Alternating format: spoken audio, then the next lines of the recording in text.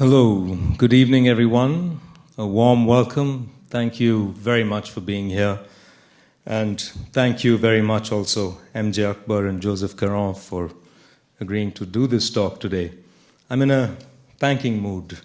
Not that I'm an ungrateful wretch usually, but it's just that it's a special honor to have someone like MJ visit us. Equally heartwarming is the support of several individuals and institutions in Vancouver who've extended a warm welcome to MJ and to Indian Summer.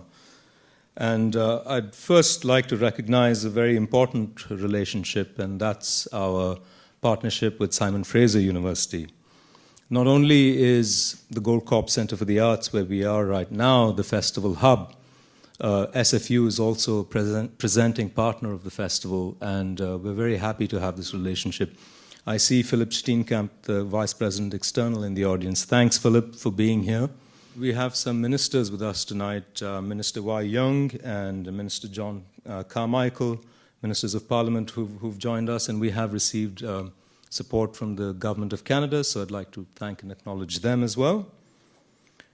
This particular talk is made possible by the support of certain people. Generous support from Sandy Garosino.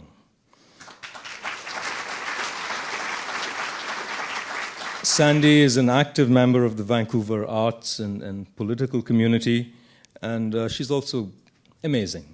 So thanks, Sandy. The Institute of Asian Research at UBC is another of tonight's sponsors. Paul Evans, its director, is here tonight, and Paul I consider a bridge between Canada and India and South Asia, in fact, and not just because his son once starred in a Bollywood film. The Canada-India Foundation have also helped. Thanks for your support, Barj Dahan, Sarup Man, thank you very much for helping us, and Thai Vancouver. This is a relationship that is now in its second year, and they're so active in the city, and the wonderful partners, so I thank you for being on board again. And finally, special thanks once more to Sukesh Kumar of KPMG for hosting us. One of the important things of the festival is we really see it as a place where old friends meet and new ones are made. So being able to mingle over food and drink is a wonderful thing. Thanks, KPMG. I'd now like to invite Sandy Garosino to come on and introduce the speakers. Our world will never again be defined on the geopolitical terms as it was in the centuries before. Never again will it be defined by mountains, rivers, shorelines. More and more, from forever now, it will be defined by relationships, by communities that span the globe. It's therefore incredibly important for all of us to become conversant in the global conversation, to be part of the global dialogue, so that we as informed citizens can help to direct our own fate and to take part in the global conversation. And that's one of the purposes of Indian Summer. It's one of the reasons I'm so proud to support this event and this festival, and Sirish and Laura and the entire organization. We are deeply honored and very proud to present this evening one of the world's preeminent observers of the Indian subcontinent and the Islamic world, Mr. MJ Akbar. He is a journalist, editor, author, politician, historian. He's been at the helm of India's most respected publications and is the editorial director of India Today, which has a weekly readership of some 15 million. And as well as Headlines Today, which is India's leading television news channel. He also writes for international newspapers such as the Washington Post and the Guardian. He's a former member of the Indian Parliament and a speaker at the Canadian Parliament Standing Commission on Foreign Affairs and International Trade in 2003 and at the Halifax Security Council in 2011. He is the author of several best-selling books, including the recent Tinderbox, the story of Pakistan. He is joined on this stage by, and we are so fortunate again to have Monsieur Joseph Caron, who has spent almost 40 years connecting Canada to Asia and serving as ambassador to the People's Republic of China, to Japan, and he has served as in that capacity to North Korea, to Nepal, Bhutan, and most recently as High Commissioner to India for Canada. He's the recipient of 2 honorary doctorates, and he is now retired from foreign service and acts as a special advisor for the Asia Pacific to the prominent Canadian law firm Heenan Blakey. He is a distinguished fellow of the Asia Pacific Foundation and an honorary research associate at the Institute of Asian Research at the University of British Columbia. We are so thrilled and delighted to have such eminent figures here on this stage this evening, and I hope you will give them a very warm welcome. Thank you.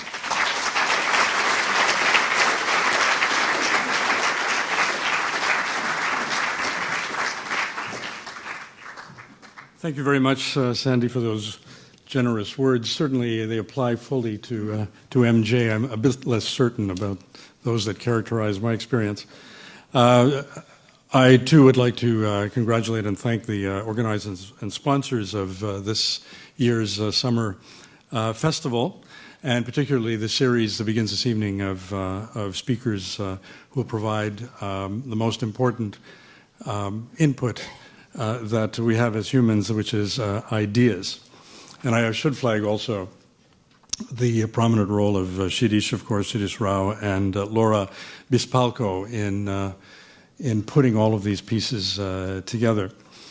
Thanks for giving me a role. I feel doubly blessed by this privilege because it gives me an opportunity to lead the discussion with my good friend, the incomparable MJ Akbar. There are many advantages to being an ambassador. It's a great job, and I recommend it to anyone who hasn't tried it. And it has many positive dimensions. And one of them is that as an ambassador, you can actually meet anybody that you want to meet in your host country. You can meet politicians and actors and athletes and business people. But the most important people that, and we have other ambassadors here this evening, I'm sure they'll agree, the most important people that you can meet as a diplomat are the thinkers and the writers and indeed the artists who help us put together the pieces of the culture and the dynamism and constraints of the countries where we are posted.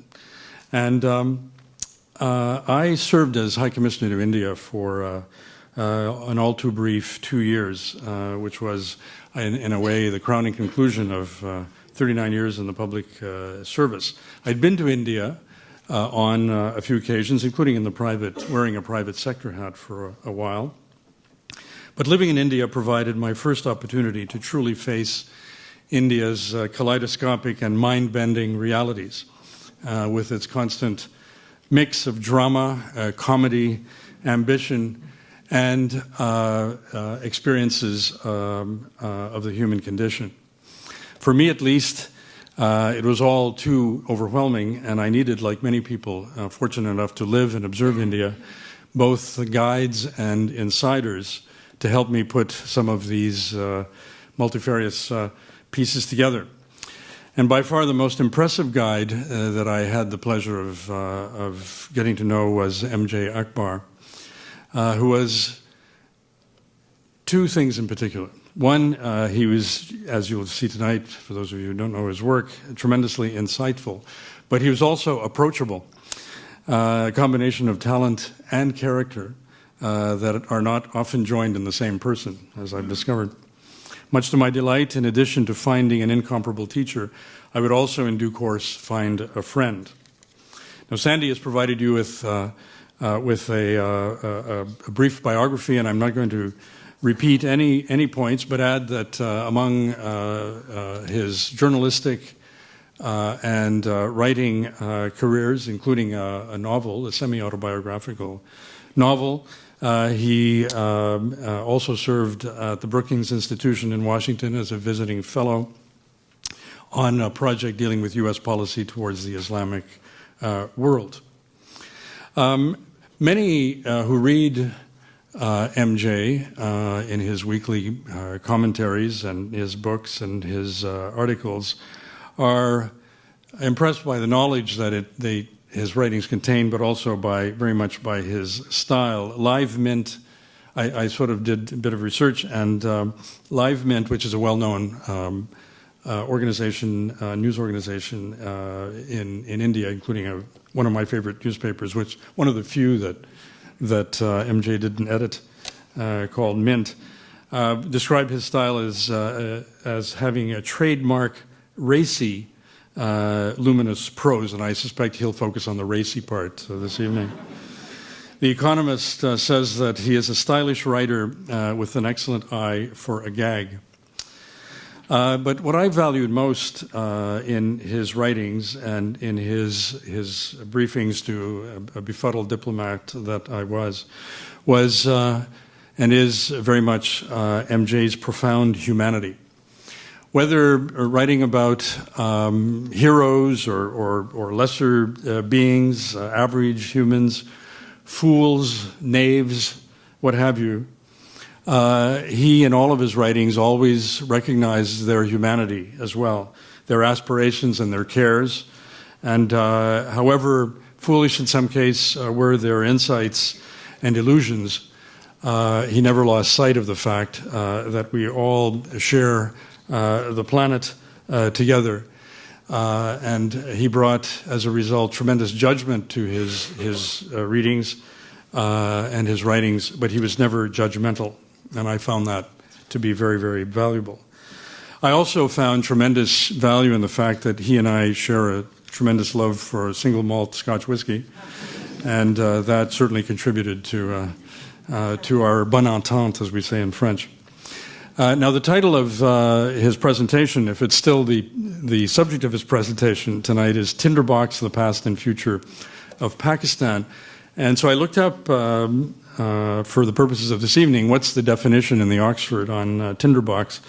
And it's a box containing tinder, flint, and steel to kindle fires. And I thought, this is very appropriate to an issue of Pakistan. The issue of Pakistan, because the tinder includes the difficult social and economic conditions within which the Pakistani people must live, the flint, which produces the spark of public discontent, however, also the steel, which includes the strength of character on which the Pakistanis and their leaders must and indeed will overcome their difficulties. So perhaps with that, they will forge a more equitable, prosperous, and for India, good neighbor Pakistan. However, those are my thoughts. Now it's time to hear those of our speaker, MJ Akbar.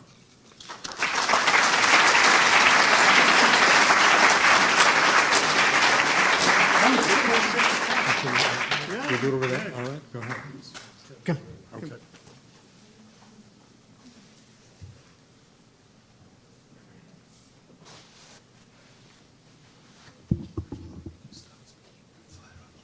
Yeah.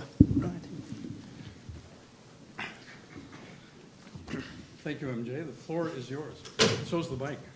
Well, thank you, Joe, for one being so utterly biased. Well, there could be no better beginning to an evening, which I hope will be as convivial as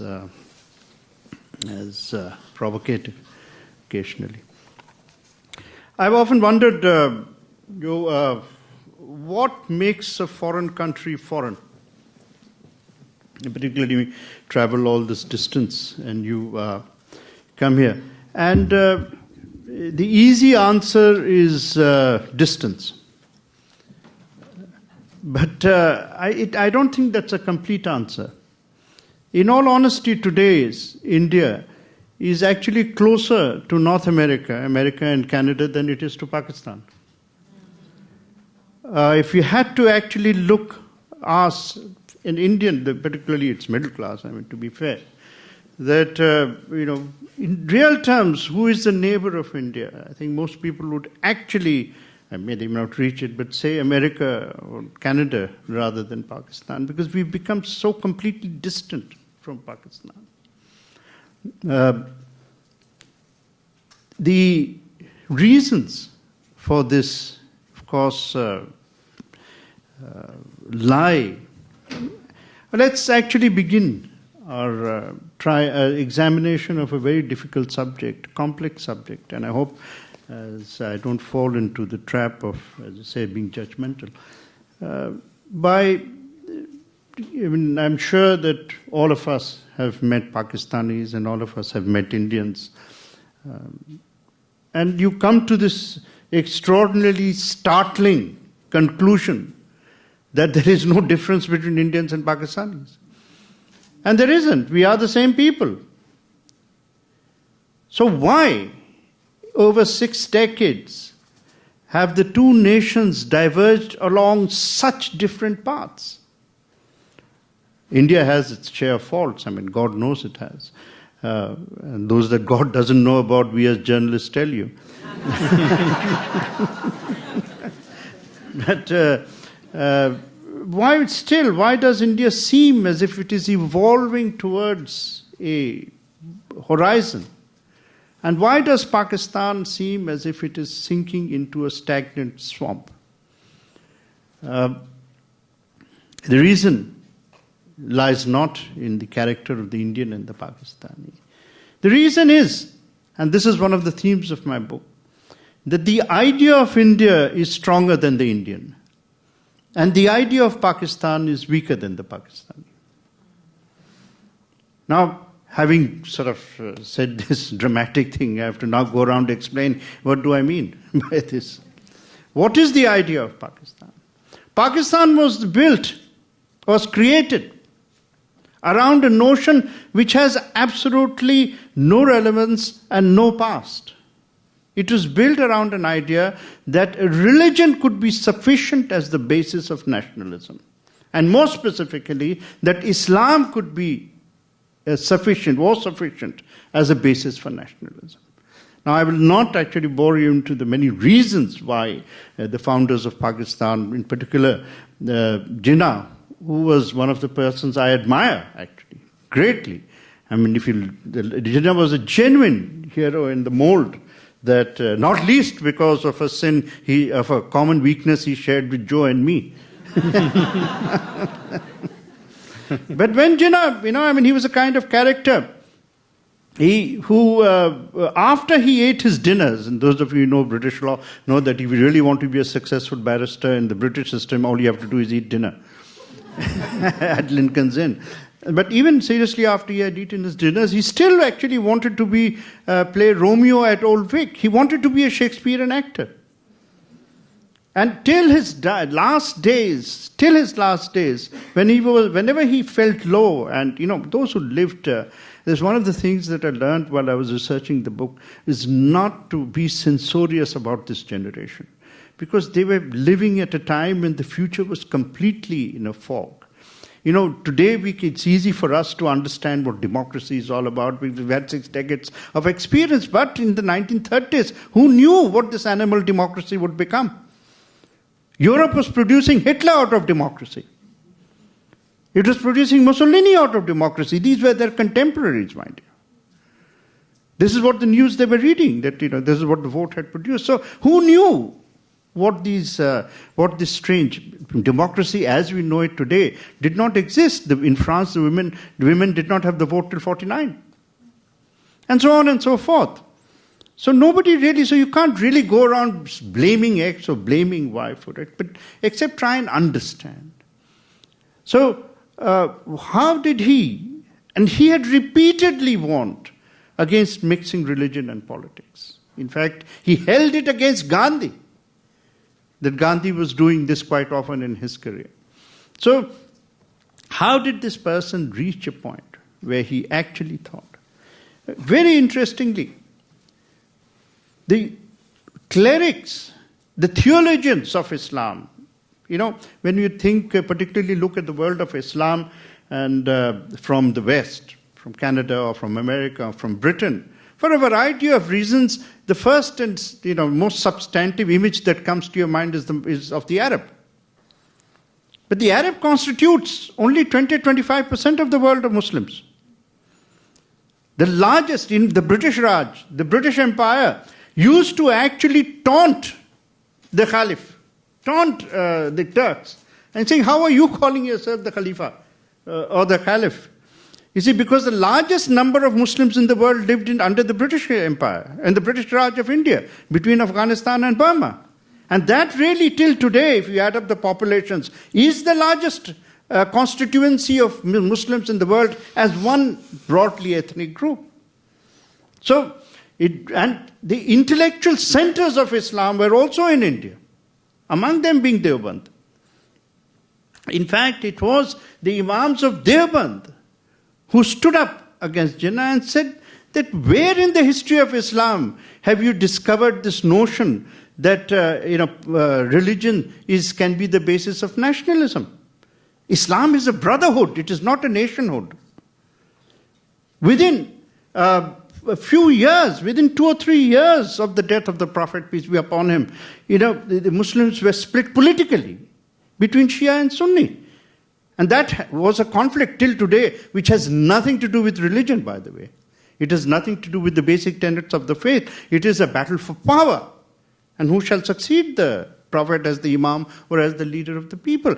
All I'm trying to say is that there is no record, no basis. As Maulana Azad pointed out very effectively, he says, well, if religion was sufficient as the basis of nationalism, why would there be 22 Arab countries?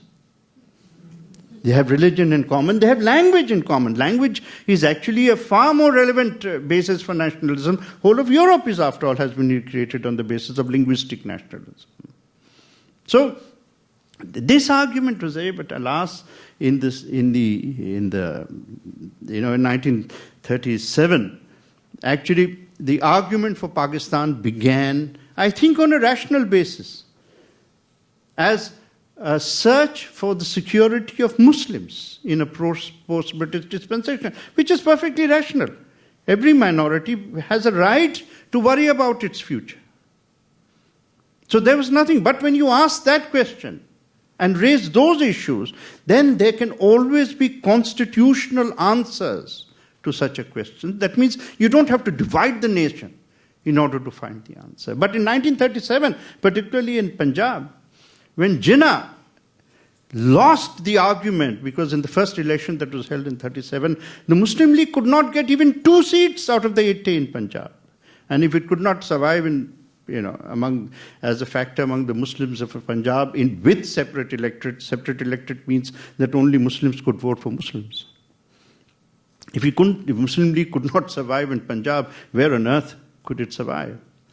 Now comes a very relevant question, which I'm sure all of you, since you all belong to the ruling class, must have experienced in your own lifetimes. What does a lawyer do when he loses the case? He changes the story. And that is what Jinnah did. After 1937, he shifted the story and picked up a strand from the public discourse of the times, shifted the story from the security of Muslims, that means the danger to Muslims, and shifted to Islam in danger. And when he changed the narrative, and Pakistan was created not for Muslims, but for Islam, and that became the basis of the concept that Pakistan was created as a fortress of the faith. Pakistan is the first nation to have been created for a faith rather than for a people. Now, before I come to India, let me link up this. Why have I been arguing for at least 10 years that there was no nation where Osama bin Laden could be found except Pakistan?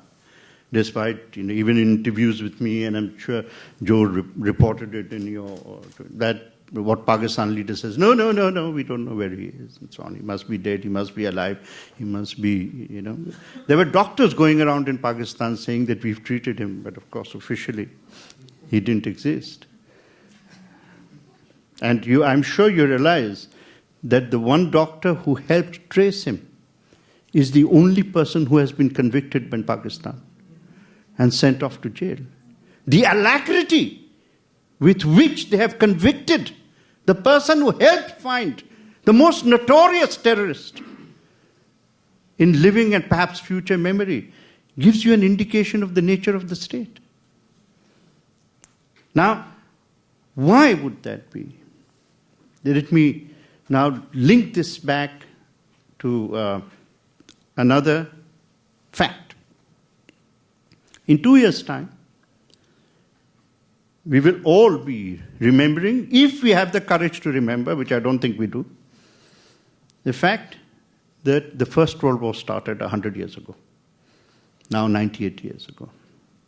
In the last century has been a very dramatic century. When you think of history, please don't confuse history with our lifetimes. When history is written, we'd be bloody lucky to get a few pages, which constitute our 60, 70 or whatever years, we are blessed with. History has its own pace. And you look back, 100 years is not that very much, But in these 100 years, there have been 4 world wars. 4 world wars. Why were they called world wars? Not because the whole world fought in them. They were called world wars because they were fought for the control of the world. The first, Now, very interestingly, each war segued into the second, into the other, for reasons, for cause and consequence that were deeply related. Now, we all know, it's conventional history now, all school children also know that the Versailles Treaty led to the consequences that led to the Second World War. But don't forget that the Third World War started at the end of the Second World War. The Third World War was the Cold War. And believe me, the Cold War was cold only in Europe. It was very warm elsewhere. It was warm in Southeast Asia, it was warm in South Africa, it was warm in Southern Africa, it was warm in Latin America. And definitely it was very warm in Afghanistan, where it ended. So, the Second World War led to the Third World War, and Third World War was a world war, no doubt about it. This time led by the Americans and the Soviet Union. Now, the nature of war changes. The strategies required for victory in the Third World War were as dramatic as the strategies required for the Fourth World War are different from the Third World War. What is the Fourth World War? The Fourth World War began at precisely the spot where the Third ended, Afghanistan, or extended Afghanistan-Pakistan region. War really has no respect for national boundaries. Even those of you who have studied the Vietnam War knew that Vietnam was only one of the nations involved in the war. War finds its own geography. So the Fourth World War actually begins, and this is the war against terrorism. Now, what else is different in this war? This is the first war which is being fought for reasons and for dreams or objectives that are outside our conventional framework of understanding human behavior. I mean, you can understand wars being fought for empire, wars being fought for national extension of national space. That is what German militarism was all about. Certainly that was Nazism was all about. Nazism was about the extermination of a people, the Jewish people. These are horrific realities, but they are still within the pale of our conventional understanding. The Fourth World War against terrorism is being fought between conventional forces on one side, forces in uniform, and therefore who have to be ipso facto obedient to certain legal responsibilities, to accountability. I mean, it is not Abu Ghraib only that is important. What is also important that those who have done it have been exposed by the people, and so on. There's accountability. But on the other side, there are no nations. There is no alliance of nations. There are no armies as we understand it.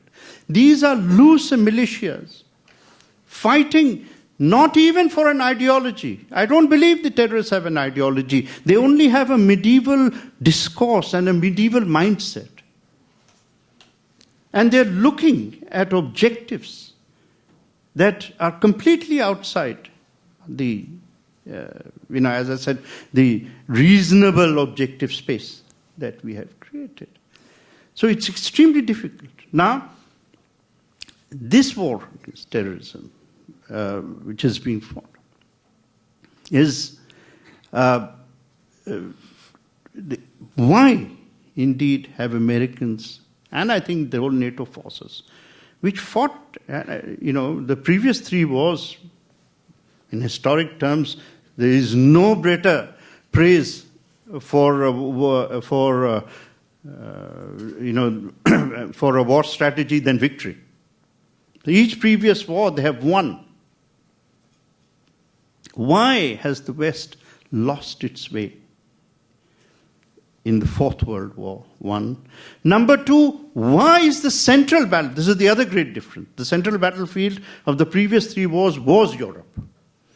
The reason why the Cold War did not become warm in Europe, because the price of getting warm in Europe would have been a nuclear holocaust. That was the only reason. If there had been no nuclear weapons, there would have been armies. Stalin asked the Pope how many divisions he had, and he would have used his divisions. But the other great difference is that the central battlefield of the Fourth World War has shifted from Europe to Pakistan. Why? Because these militias who are fighting a war not in the name of national geographies and so on, but in the name of faith, they can find sanctuary only in a nation created in the name of faith. And that is why they are found there. And that is why they go there. And that is why it is difficult to act against them or to expect even a Pakistan establishment which may genuinely want to move against them. So what really, and I would like to continue the analogy of the Second World War just to give the explanations. Then why has America lost its way? After all, Pakistan is a strategic partner in this war. What is a strategic partnership? A strategic partnership is not, for God's sake, based on the basis of friendship. No. You don't become a strategic partner. Even Canada and America are not strategic partners because they are friends. Stalin and Roosevelt could be strategic partners against Nazi Germany. But the moment their need was over, they shifted into enmity. A strategic partnership is not based on the basis of common friendship, but it is created on the basis of a common enemy. And this is the real problem. Till the Cold War, Pakistan was a legitimate ally of the West, because its commitment against the Soviet Union was as strong as your America's commitment against the Soviet Union. In fact, India was not a legitimate partner, because India did not have the same view of the Soviet Union as America had or Pakistan had, and so on and so forth. But in the war against terrorism, Pakistan, America, and Canada do not have the same enemy. And that's where the contradiction lies. In fact, the true strategic partnership of this war is India. Pakistan, and I have said this before, is akin in the Second World War to having a strategic partnership with the Vichy government of Marshal Pétain rather than Charles de Gaulle. If you, or let's say if America had a strategic partnership with Marshal Pétain, why would America be surprised if all the plans for Normandy were handed over to Berlin?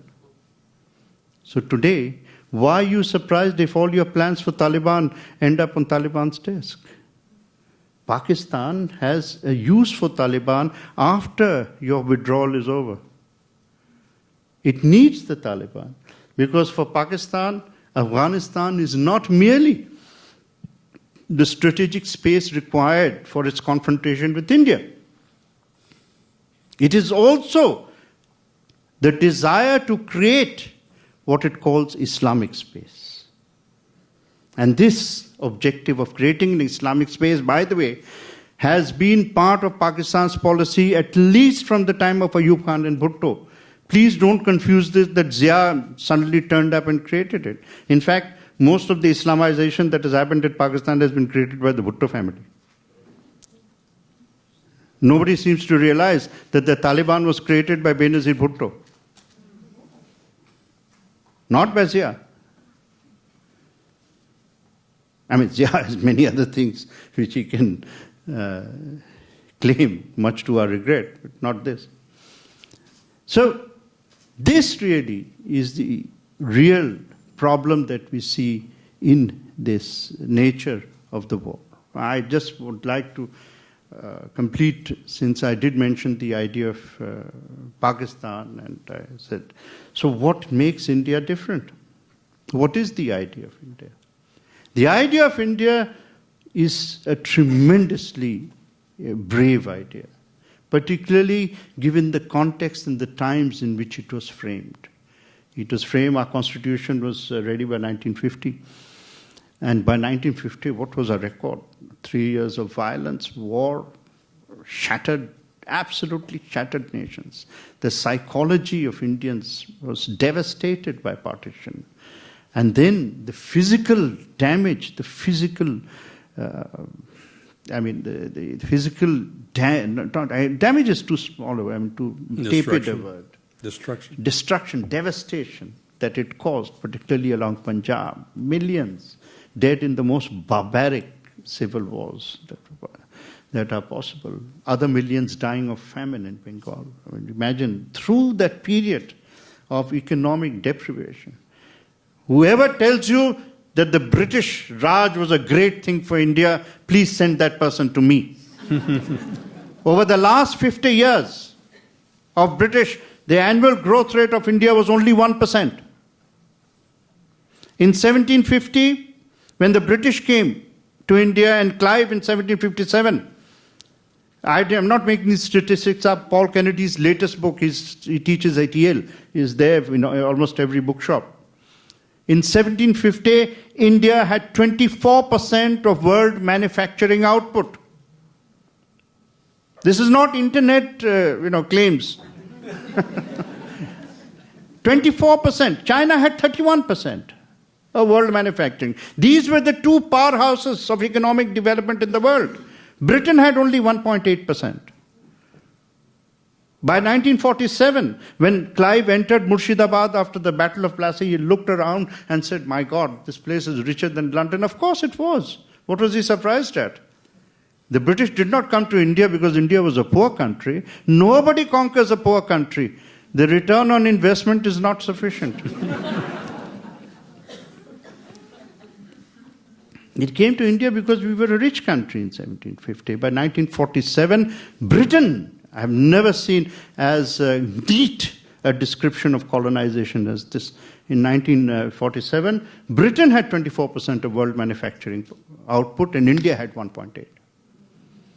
Or 2%, something like that. Absolutely reversal.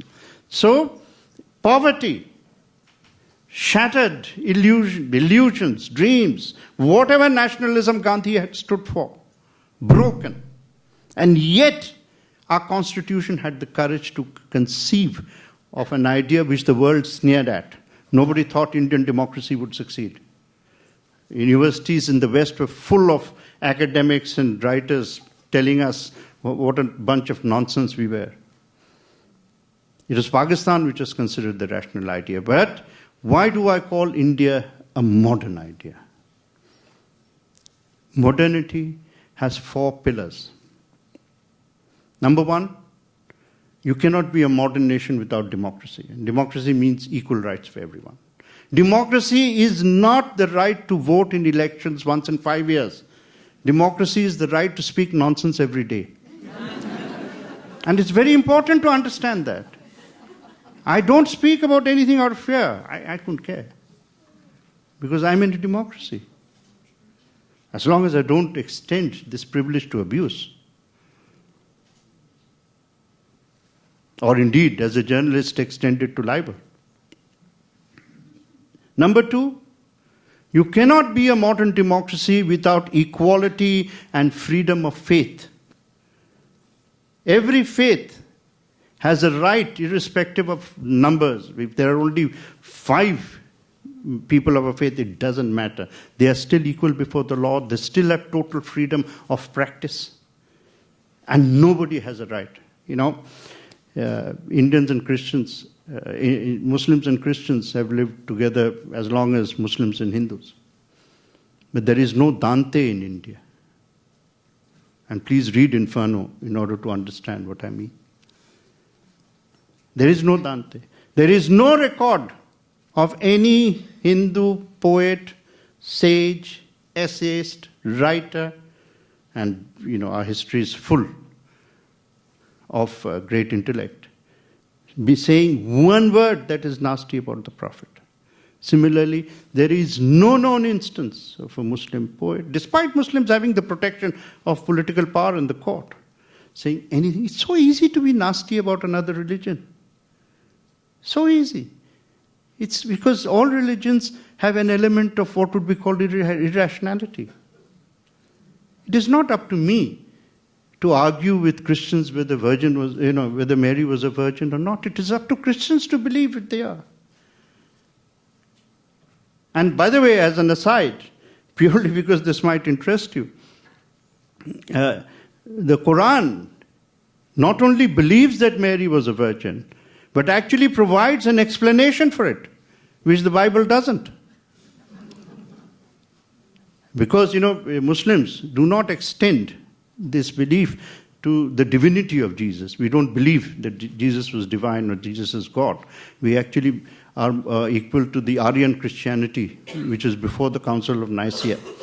The Trinity actually became the prevailing doctrine after Constantine. So it was, and then therefore the Prophet was asked that if you say that, Jesus was the son of Mary and Mary was a virgin, then how do you say that he's not the son of God? And then the Quran answers, Adam was neither the son of man nor woman. And we still don't call Adam God. It is up to him, the Creator, to create as he wishes. Anyway, my point is, I can believe what I want to believe, you can believe what I want to believe. I have no right to actually treat your belief as inferior. It is up to human beings to believe as they want. Now, in these 2 freedoms is the soul of India. India is not secular because Gandhi was secular. Gandhi was secular because India is secular. And within these 2 freedoms, I often compare India and China. China is a success story, but it is not a modern nation. It doesn't have these 2 freedoms. And in the next 10, 15 years, this will be its biggest problem. The third, you cannot be a modern nation without gender equality. It's impossible. It doesn't matter what was there in the past. A modern nation has to have gender equality. It's very easy to say this in Canada, in Vancouver, which has probably gender equality in reverse.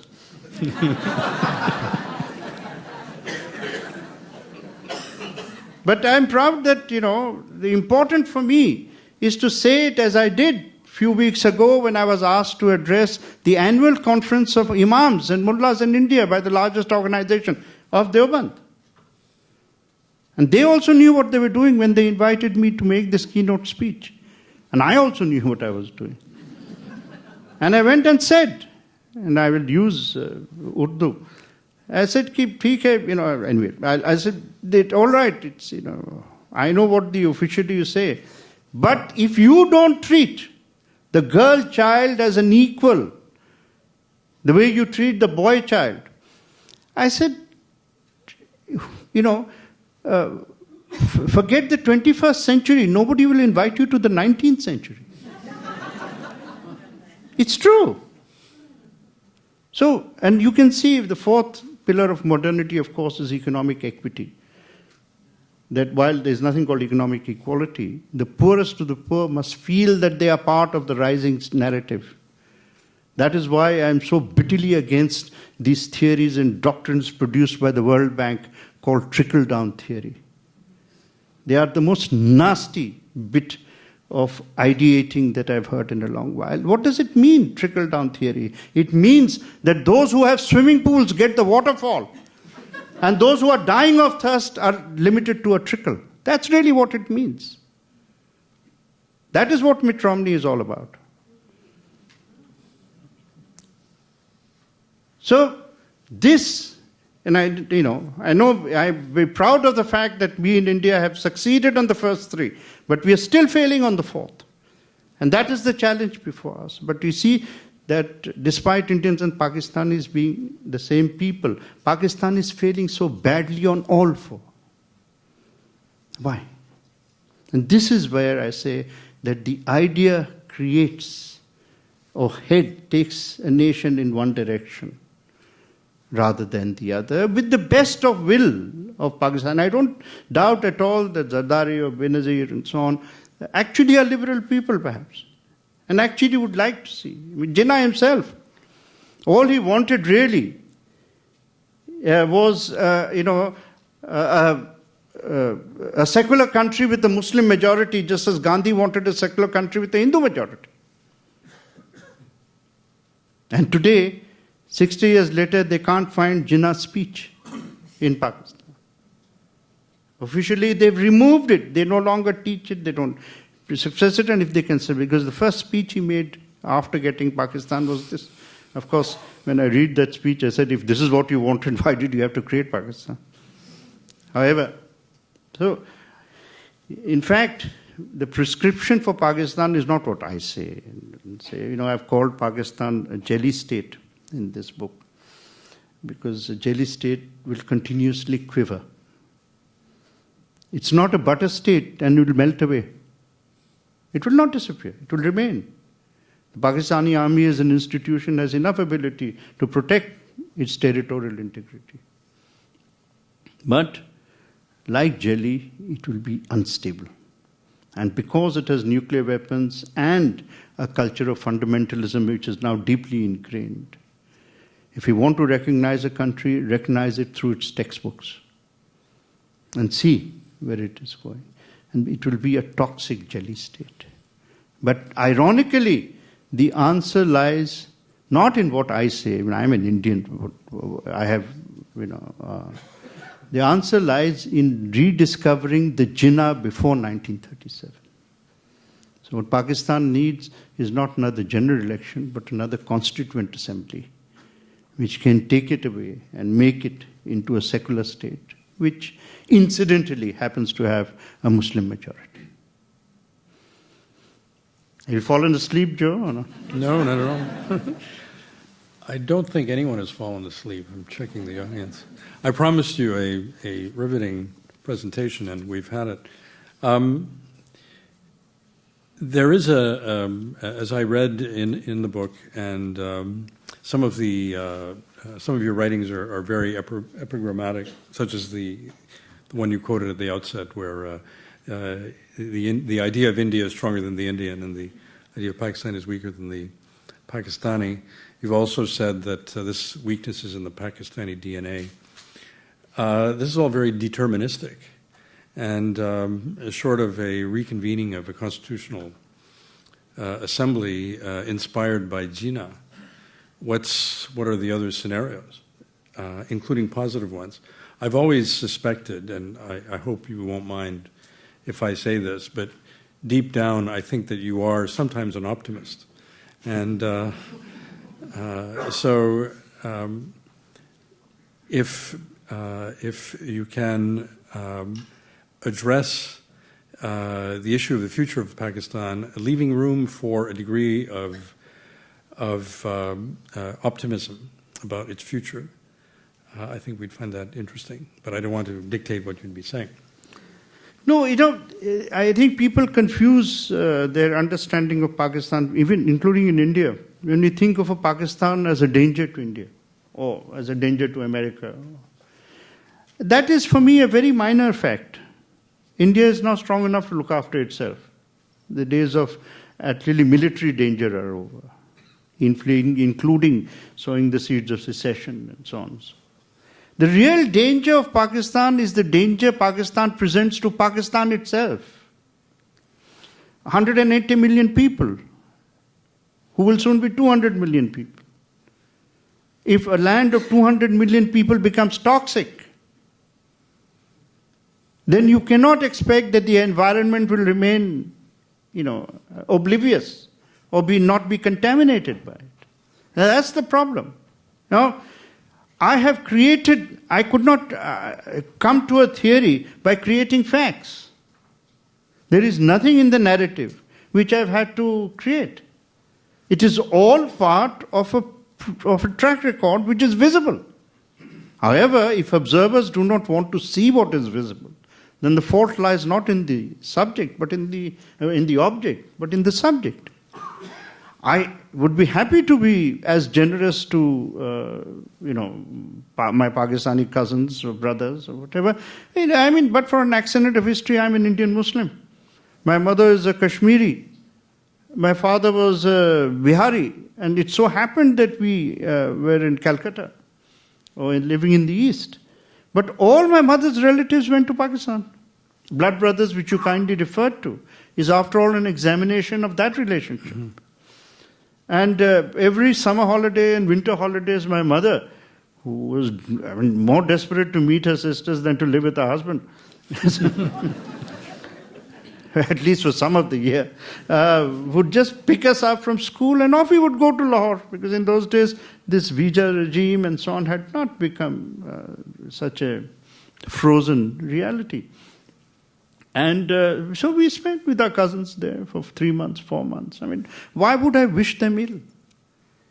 But if I go there and I find that everyone in Pakistan has a foreign bank account, that their own confidence in their own state is becoming fragile, that sometimes their desperation to see the positive actually takes them towards aggression, and even in discourse. Then I said, look, there's no point now blaming India. Ask yourself a question, and I'm asking you to ask yourself a question. Why, in a nation created for the security of Muslims, are more Muslims being killed each day than in the rest of the Muslim world put together? Why? You can't blame anymore that Sikhs are killing you. You can't say anymore that Hindus are killing you. It's fellow Muslims are killing Muslims. Why? Not because Muslims were born murderers, but because the nature of the state has created mafias which are in the name of faith. They've created a culture of mass murder for which nobody is ever held accountable. Shall I narrate the number of jihadi groups who have conducted massacres and are walking around? America has offered $10 million for Hafiz Saeed. And what happens in Pakistan? Everybody laughs. Or rises to the defense of somebody who has been convicted, literally, of being a terrorist by the United Nations. And yet, I don't understand this, frankly. Why this sense of generosity is being provided, not to Pakistan, but to people who are terrorists and declared terrorists. This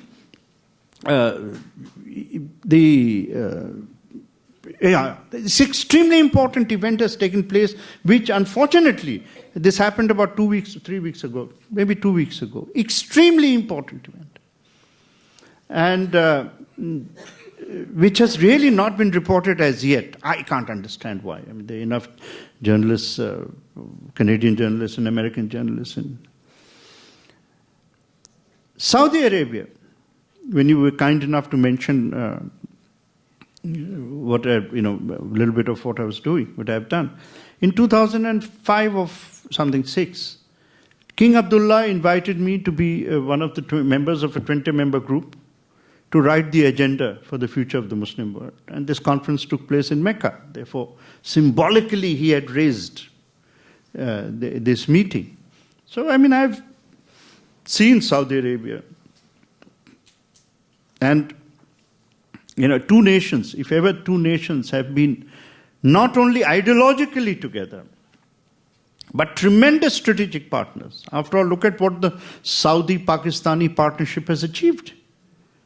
If you look at it, they fought together against the Soviet Union. Tremendous partnership. They've created Taliban. Never forget that only 3 nations recognize Taliban: Saudi Arabia, Pakistan, and UAE. Iran did not recognize Taliban. So, in any case, you can add to. And this strategic partnership, for the first time, has cracked under the pressure of the Fourth World War, which is the war on terror. Because Saudis have handed over one of the principal accused of the Mumbai terrorist attack, a chap who worked with the Lashkar-e-Toiba, which is Hafiz Sayyid's, who was in the control room directing. Abu Jundal, his name is actually, he's defected from India and went there. And he's been handed over by the Saudis. It has shocked what might be called the underclass of terrorism, because they again had assumed in their mind that there would be safe sanctuary in Saudis. And the Saudis knew that handing over to India, you can imagine it was going to blow apart the Pakistan defense on that they had no involvement. Because this chap is singing like all the birds of Vancouver put together. He's providing evidence of ISI involvement. It's all there. I'm sure Dennis Headley. He's provided similar evidence, but with less knowledge, because Headley had little less to do. So even Saudis are telling their friends, it is not that the Saudi-Pakistan relation is going to collapse. Not at all. They will remain the most important allies for each other. But even the Saudis are telling Pakistan, enough. But Washington can't find the ability to say so. Ottawa can't find the ability to say so, which puzzles me deeply. I don't get emotional about these things, but it does puzzle me, because where is your understanding of your self-interest? Riyadh has understood its self-interest, and for me, the Saudi king is not just the king of Saudi Arabia, he's the custodian of the 2 holy mosques, and therefore has a standing in the Muslim world, which has much larger than it's just control of one more nation. So why is this, why are the countries that constitute NATO unable to understand that you're dealing with Marshal Patel? I'd like to ask you one question on India, and then I'm going to ask Professor Michael Byers to come to the podium and open discussion more broadly. But the 4 fundamental principles of modernism, democracy, rights, equality, and economic equality. You've said quite rightly that India has achieved very much the first 3, but has so far failed on the 4th. Can you talk a bit about the politics of the 4th and why that's particularly difficult, seemingly, to achieve? No, it's not impossible to achieve. One of the reasons for the optimism that you were searching in vain for is not because Indian politicians have suddenly sprouted wings under their armpits instead of our normal human hair. It is because the pressure of democracy. The real story of India in the last 10 years is that the political rewards are coming to good governance. And the poor are defining good governance by a very simple arithmetic. The poor are not unrealistic. The poor are not fools. Just because they are illiterate, it doesn't mean they're foolish. We middle-class people have absolutely no understanding of the psychology or mentality of poor people, because we don't meet them, we don't talk to them. They are a floating entity as far away from our lives as they possibly can manage, because they're a disturbing presence. Poverty is the most insulting and degrading reality in life. Hunger in particular. But, the person who's poor, He does not think that if he started his life in a hovel, he will end up in a palace. But he does have a right to believe and demand that if he started his life with 2 pieces of bread, he must end his life with 4. And if a society and a nation cannot provide it, then the society has failed. But today he's taking his revenge. He measures governance by rice, bread, education in particular, because he knows that the magic of future, his life is gone, let us say, but the life of his child still remains left. And the child is only going to be rescued by the revolution of education, nothing else. And particularly now, English education, or an education in English. So this, and it is waking governments up. Why is Bihar improving? The same set of politicians, because they know they can no longer use the traditional antagonisms, hatreds, emotions of caste and community to come to power. They have to deliver with infrastructure and so on and so forth. So this is where you can see the power of healing power of democracy, and why you can have reasons for optimism beyond the venality of politicians. Thank you very much. Michael?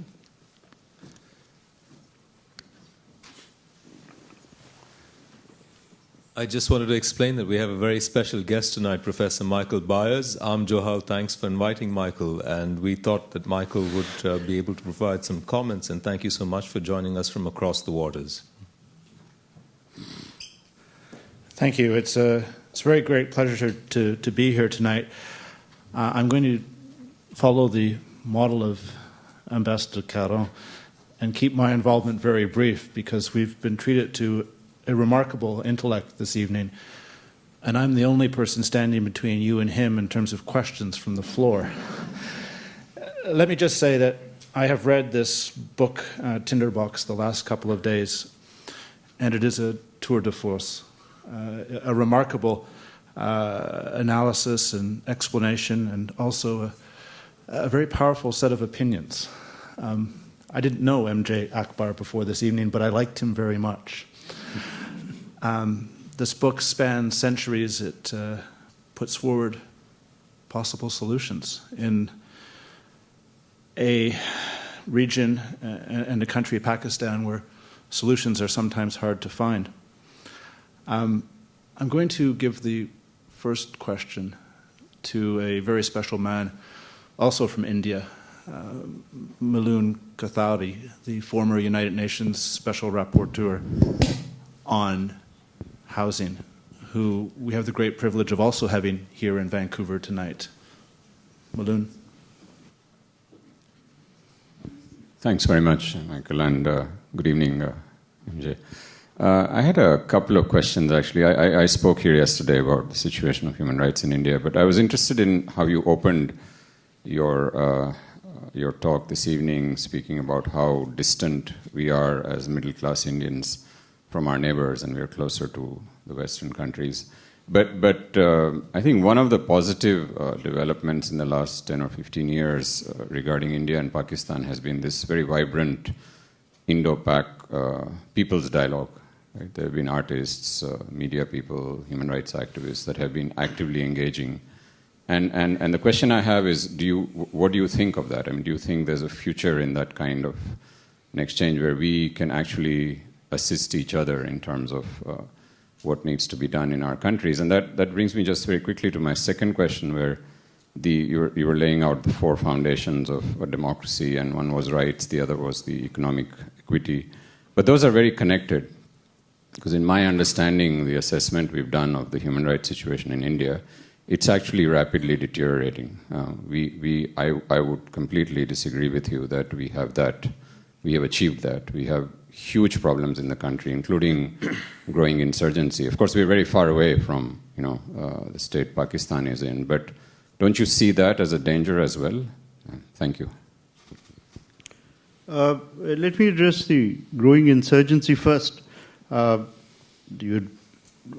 was in college in presidency in 67, 70, And the Presidency College's canteen was full of young men with a price on their heads. They were Maoists who thought that Chairman Mao was their chairman. Today's Maoist insurgency is an insurgency, but it is not Maoist. It is, in fact, and I've written this, I've not... it is in a sense, and of course I didn't become very deeply popular by saying so, a legitimate cry of a hungry belly. If you have not given your tribals, some hope in 60 years, what do you expect them to do? In fact, when I speak to Indian audiences, and I said, those of you who think that these Maoists are wrong, just come and let's have a discussion after 2 days during which you have eaten nothing. Just come back to these under these chandeliers, but don't eat for 2 days. Then let me see what your views become.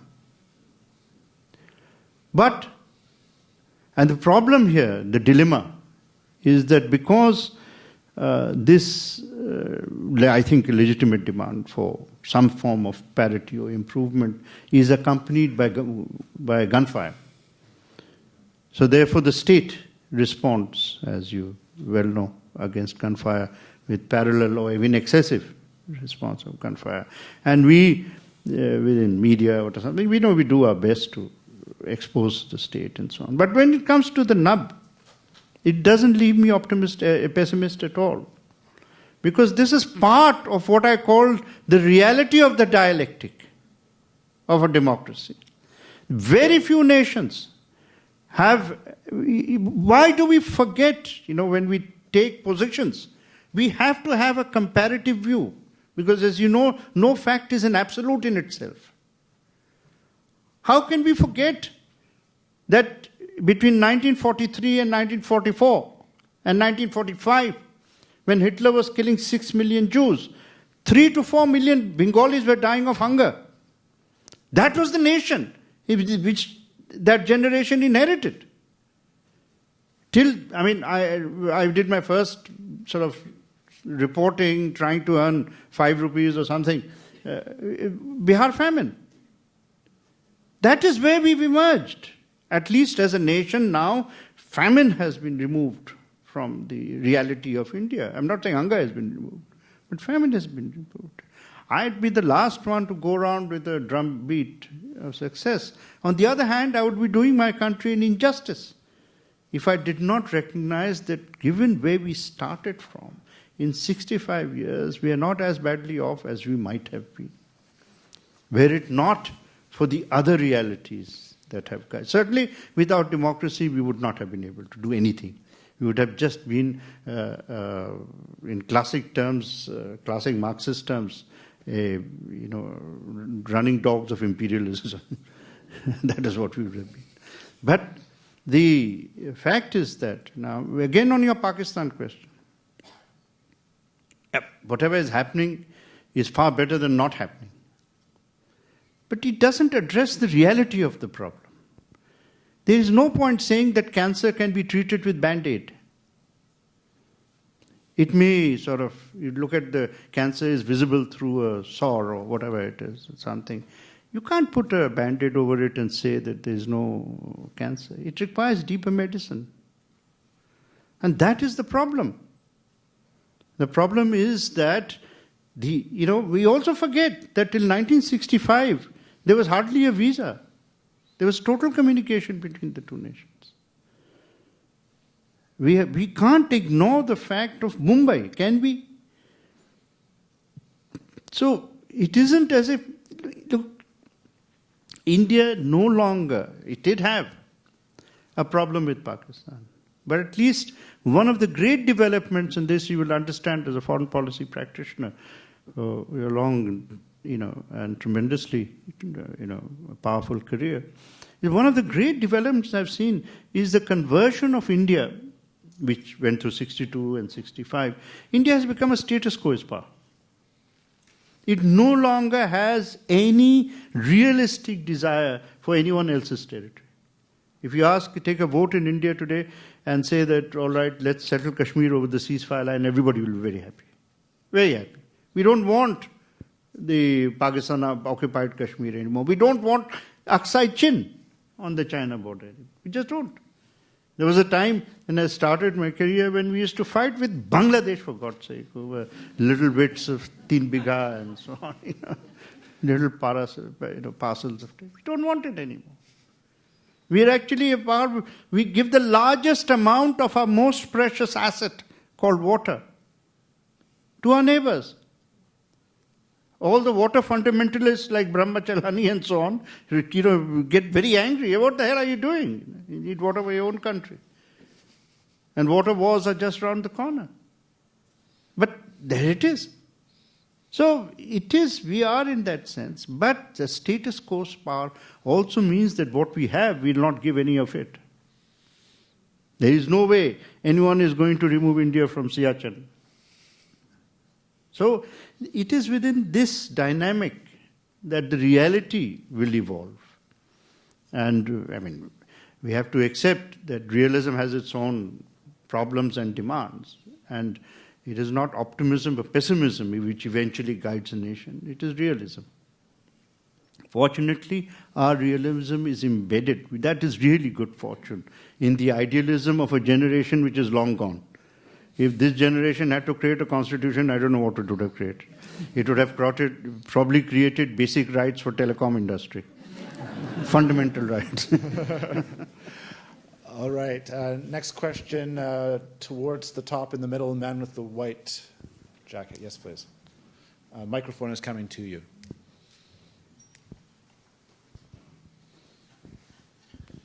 This question, actually, I've been trying to answer myself for the last 5 years, and I don't have an answer to this. And I think you are the best person today to answer it.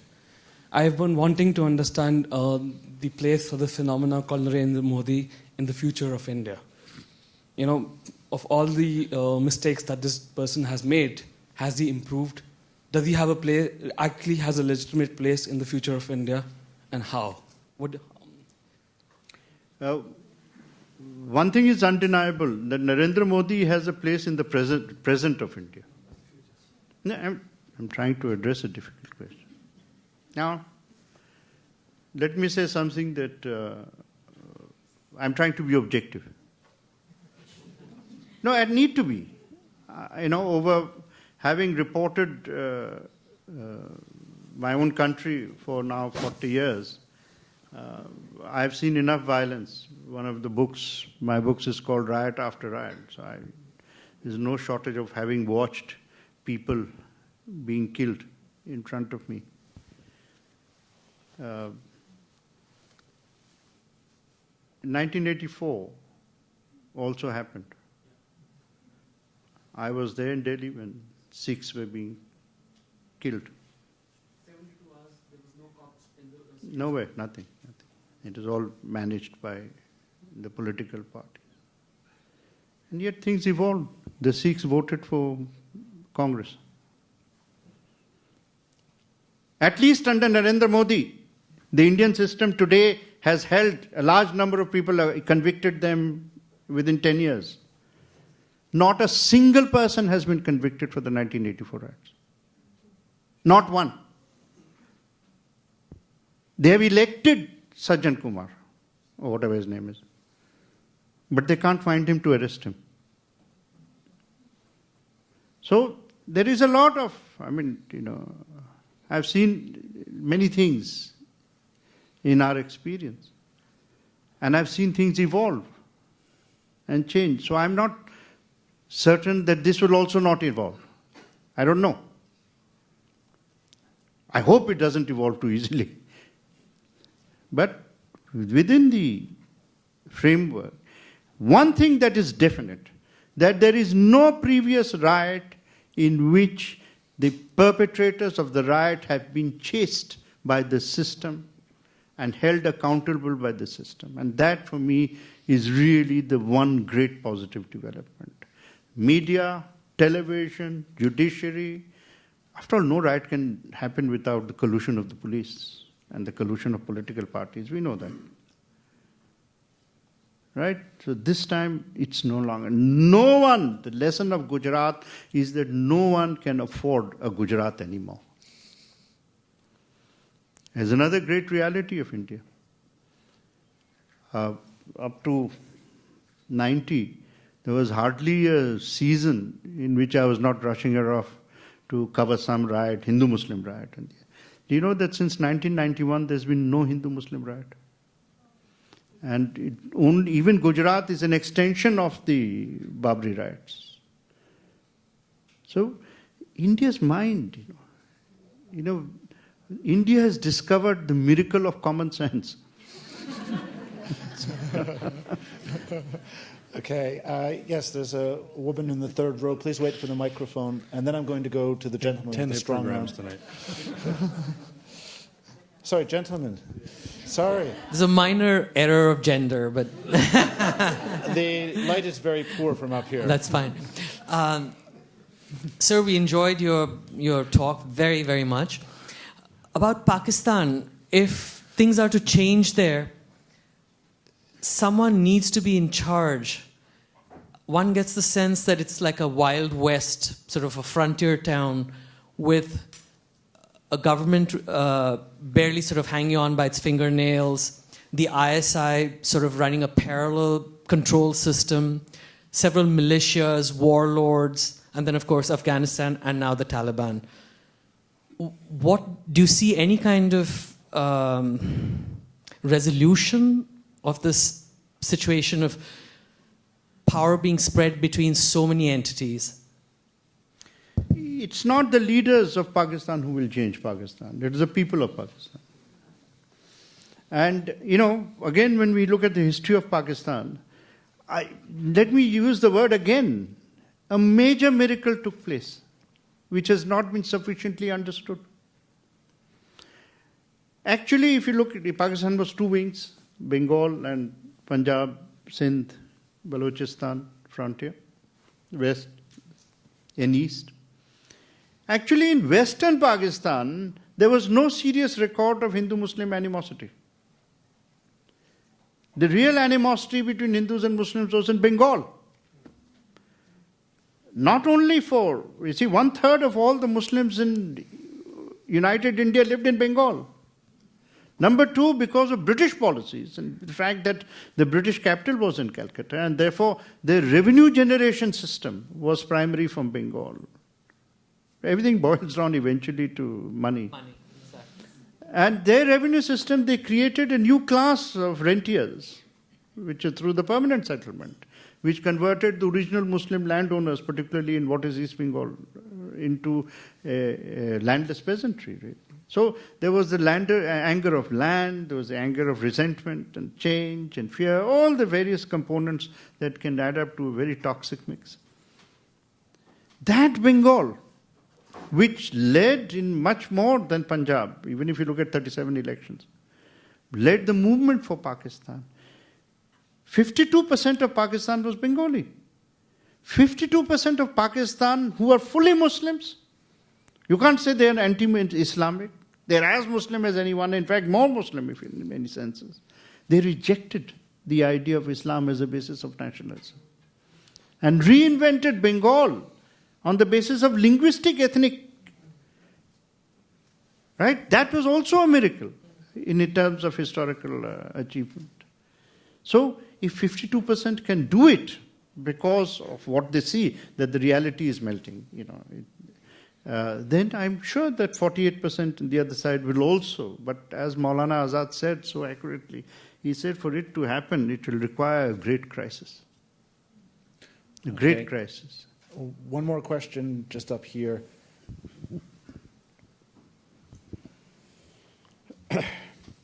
Namaskar, Adab. I'm going to ask this question in Hindi because I think it's just appropriate for me, and then I'll translate that in English. मुसलमानों को तो पाकिस्तान मिल गया, हिंदुओं को हिंदुस्तान मिल गया, लेकिन सिंधियों को तो सिंध भी नहीं मिला. Was there no leader from Sindh that ever said that they needed to create their own little entity? I'm sorry don't mind my saying so, but this question has so many inbuilt contradictions which can be exposed immediately. When you say Sindhi and then you say Hindu and Muslim, Sindhis are both Muslims and Hindus. And why would they? Number two, Hindus did not get India. Secular people got India.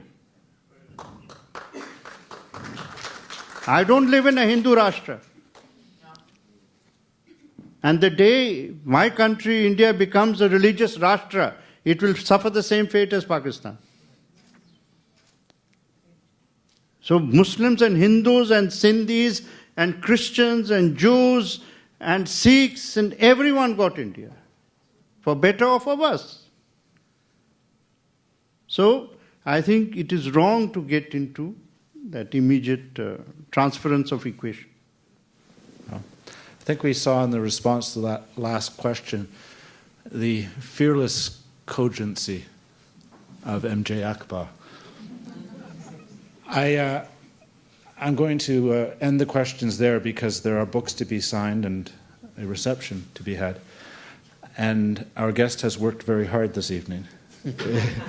It's been a remarkable display. You have my greatest admiration.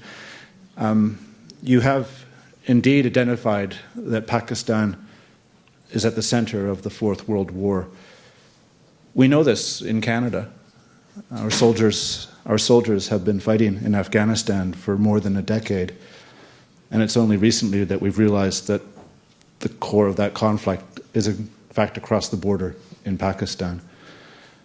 You're learning your expertise, your insight, your grasp of history is very powerful and much needed.